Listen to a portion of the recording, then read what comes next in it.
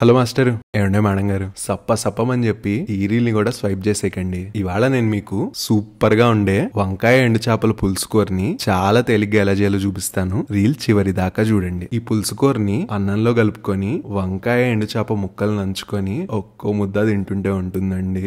వంకాయ ఎండు చేప ముక్కలతో పాటు మగ్గిన టమాటా ముక్కలు పంటి కింద తగులుతూ భలేగా ఉంటుందండి. వంకాయ ఎండు చేపల కూర కోసం 2 ఉల్లిపాయల్ని, ఒక టమాటోని ఎంత సన్నగా వీలైతే అంత సన్నగా కోసి పెట్టుకోండి. ఇంకో టమాటోని పొడవు ముక్కలుగా, పచ్చిమిరపకాయల్ని చీలికల్లాగా, కొత్తిమీరని సన్నగా తరిగి పెట్టుకోండి. 5-6 లేత వంకాయల్ని పొడవాటి ముక్కలుగా కోసి ఉప్పు నీళ్ళలో వేసేయండి. చిన్న నిమ్మకాయ సైజు ఉన్నంత చింతపండుని మంచి నీళ్ళలో నానబెట్టేయండి. ఇప్పుడు ఒక రోట్లో 4-5 వెల్లుల్లి రెబ్బల్ని, కొంచెం జీలకర్రని ముక్క చెక్కగా దంచుకోండి. ఈ ఎండు చేపల్లో ఒమేగా 3 పుష్కలంగా ఉంటుంది. ఎండు చేప ముక్కల్ని 4-5 సార్లు శుభ్రంగా కడిగి పక్కన ఉంచుకోండి. ఒక రాచిప్పలో వేరుశనగ నూనె వేసుకొని ఒక చిటికెడు ఉప్పు, ఒక చిటికెడు పసుపుని వేసుకోండి. కడిగి పెట్టుకున్న ఎండు చేప ముక్కల్ని కాగిన నూనెలోకి వేసుకొని సెగ మధ్యస్థంగా ఉంచుకొని చేప ముక్కల్ని వేపుకోండి. చేప ముక్కలు వేగిపోయిన తర్వాత అదే నూనెలోకి కోసి పెట్టుకున్న ఉల్లిపాయ ముక్కల్ని వేసుకొని బంగారు వర్ణంలోకి మారేదాకా వేపుకోండి. ఇందులోకి కరివేపాకు,